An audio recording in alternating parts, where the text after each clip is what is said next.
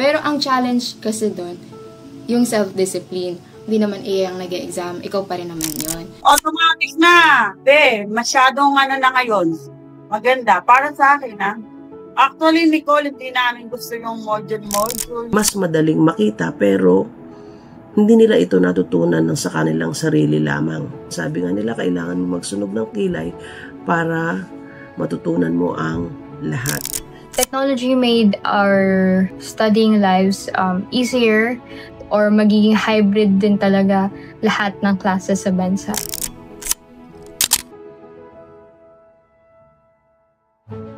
Mabilis magbago ang mundo.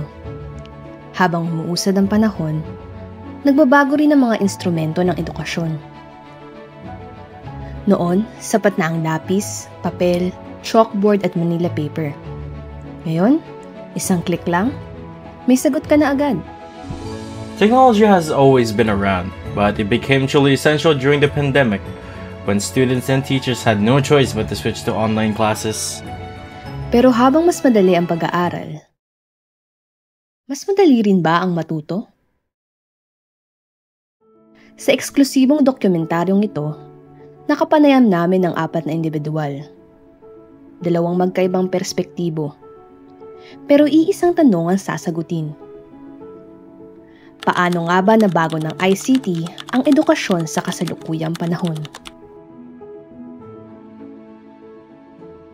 Before the ICT era, access to information was limited, and students and teachers alike often had to rely solely on textbooks or visit the library just to find references.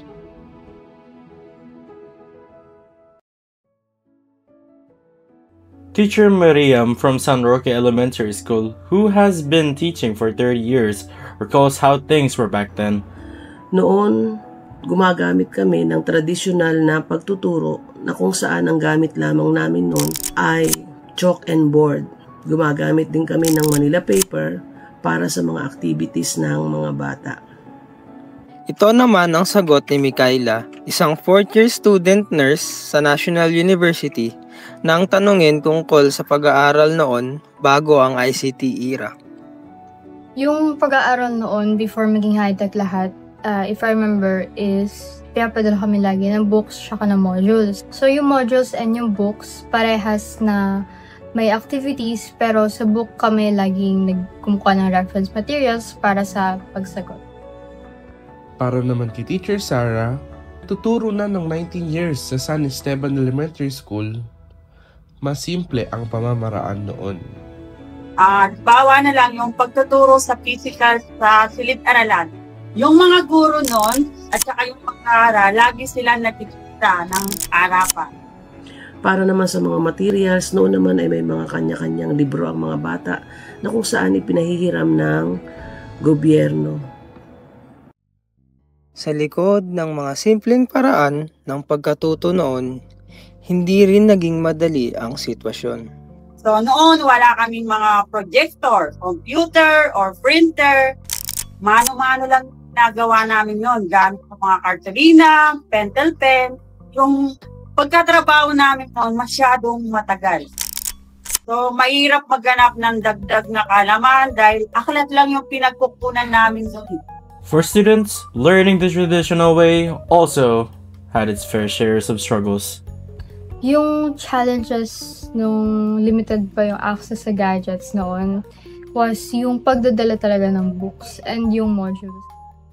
Medyo iba naman ang naging sitwasyon ni Tricia, isang senior student ng Institute of Civil Engineering sa University of the Philippines, Diliman, nang tanungin siya tungkol sa limitadong access sa gadget at internet. Nung may pasok kami, hindi siya limited kasi provided siya ng school. Pero nung nag-pandemic, hindi na kasi siya pwedeng hiramin. And doon na nag-start yung challenge. And also, hindi pa kami subscriptor ng fiber internet before. Naglo-load pa kami nun. And it took us a year para makapag-access sa unlimited internet. As technology began to dominate classrooms, both teachers and students found themselves adapting to a whole new way of learning.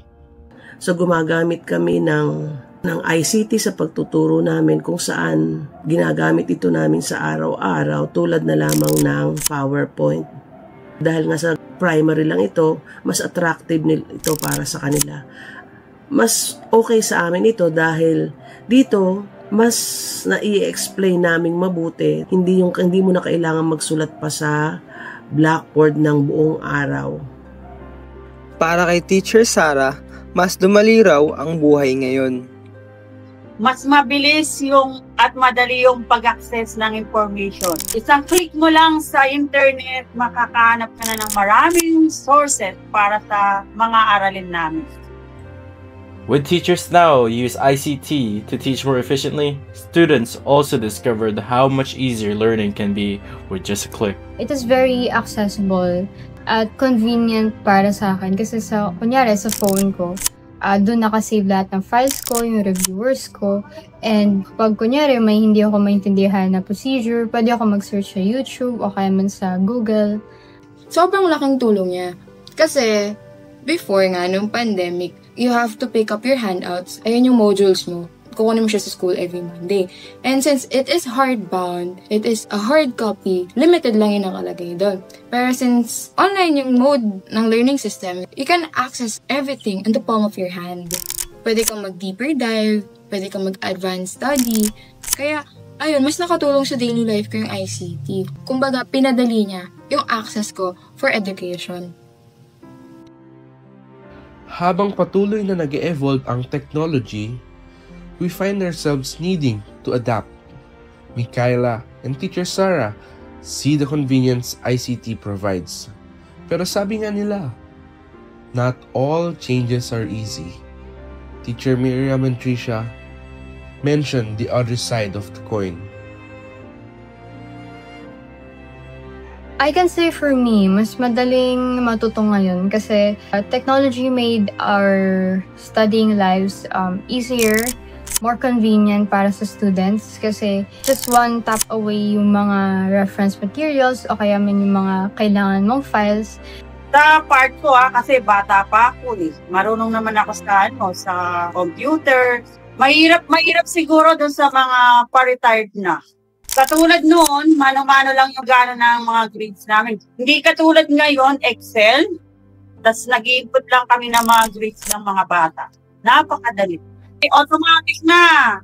Masyadong na ngayon. Maganda. Para sa akin, But for others, especially those who've been in the service long enough to get used to traditional methods, adapting isn't always that simple. So bilang matandang guro na siguro, challenges sa akin sa trend na ito ay hindi ako ganun kabilis matuto sa mga gawaing gamit ang online, gamit ang mga ICT. Pero ine-explore ko naman ang aking sarili para matutunan ito para sa mga bata sa tulong ng aking co-teacher at sa tulong ng aking mga anak. Kailangan nating sumabay kung ano na ngayon ang trend. So kailangan nating gamitin ito upang mas lalong matuto ang mga bata. Kung ang mga guro ay nag-a-adjust pa, iba rin ang hamon para sa mga estudyanteng halos nakadepende na sa technology. Actually, dalawa siya. Pros and cons. Kasi, para sa akin, before, kumpara ngayon, mas madali siya. Kasi, you have AI. Pero ang challenge kasi doon, yung self-discipline. Halimbawa, masyado ka nag-rely nga sa AI. Hindi naman AI ang nag-exam, ikaw pa rin naman yon. And hindi porke alam ng AI, alam mo na rin yun. Nag-retain na yun sa utak mo, di ba? Yung trend na yan sa paggamit ng mga gadget, sa paggamit ng mga online na yan, bukod na mga bata ay pag-aralang mabuti ito, pag sumikapang matutunan ito, ang ginagawa na lamang nila ay maghahanap na lamang sila through online na kung saan mas madaling makita pero hindi nila ito natutunan ng sa kanilang sarili lamang. Sabi nga nila, kailangan mo magsunog ng kilay para matutunan mo ang lahat. And aside from relying too much on tech, distraction is also a huge issue now. Sa pa dito yung distraction nila. Madali silang malis ang attention ng estudyante sa social media or games habang nag-aaral sila ng online. Especially, kunyari, nagre-review ako. Syempre kasi laptop yung kaharap ko. So, like, andun din talaga yung distractions kasi yung laptop, pwede mong gawin doon lahat. So, minsan din talaga natatest yung focus mo sa pagre-review when it comes to gadgets. Oo naman. Kasi, since hawak ko na yung oras ko ng online learning, may mga times na, okay, sandali lang ako mag-aaral. Or minsan, hindi na ako makikinig ng lecture. Since wala namang nakakanood sa akin, walang nagmamonitor sa akin, sarili kong oras lahat ang nangyayari. Sobrang distracted ako sa lahat ng bagay. But despite the challenges, hindi rin natin madedenay. Ang daming tools at platforms na nag-level up ng teaching and learning experience today. So, ngayon, marami na yung teknolohiya, no? Tsaka platforms na ginagamit namin sa pagtuturo namin. Halimbawa, yung computer at laptop.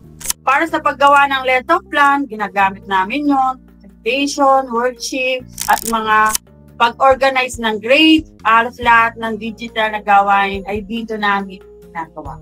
Google Docs, Google Drive for organizing yung mga files ko, and YouTube for both music o kaya man may procedure or RETM na gusto ko matutunan. Of course, yung Google Chrome. Kasi doon mo ina-access yung LMS namin. Tapos, Gmail. Ayun, napaka-importante. Ano ba bang gamit ko? Zoom. Kapag online classes lang kami. Or minsan Gmeet. After hearing the pros, cons, and daily realities of learning the digital age, one big question remains. Paano naapektuhan ng ICT ang dynamics between teachers and students? How does technology shape the relationship at the heart of education? Meron silang parehong positibo at mga negatibong paraan. So, mas mabilis at madali yung communication to sa kanila, no? Positibo to. So, maaari kang mag-message sa estudyante ko, magpasa ng assignment, or magbigay ng feedback kahit hindi sila nakikita ng personal.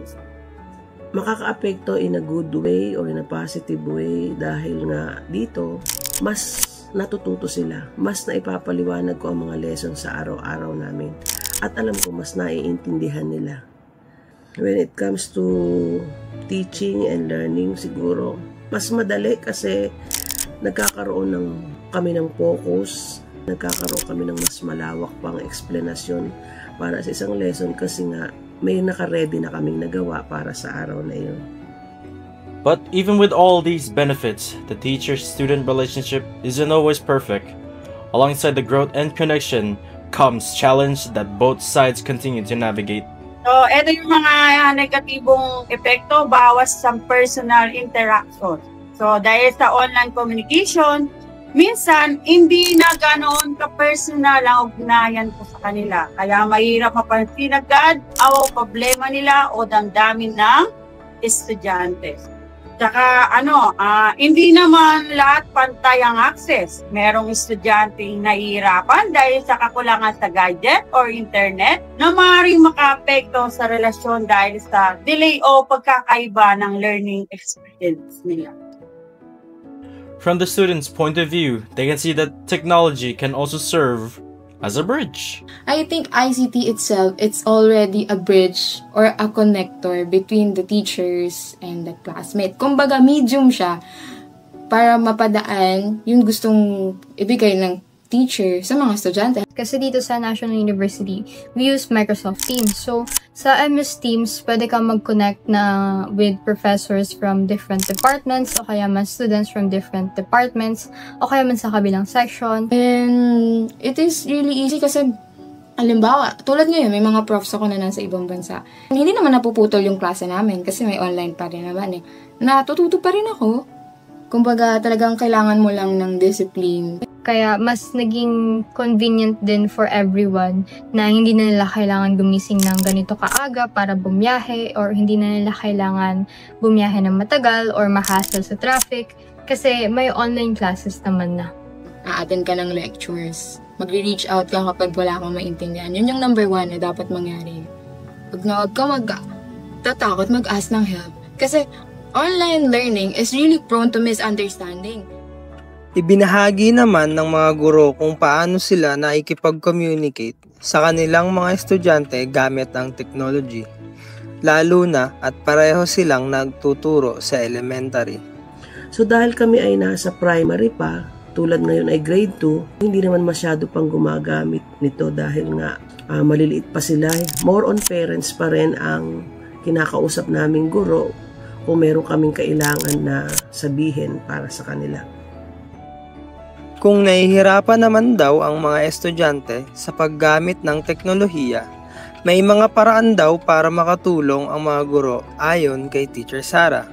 Lalo na yung mga bago o hindi pa sanay sa gadget at saka internet. Bibigyan ko muna sila ng simpleng tutorial or demo kung paano gamitin ng platforms o device na gagamitin na.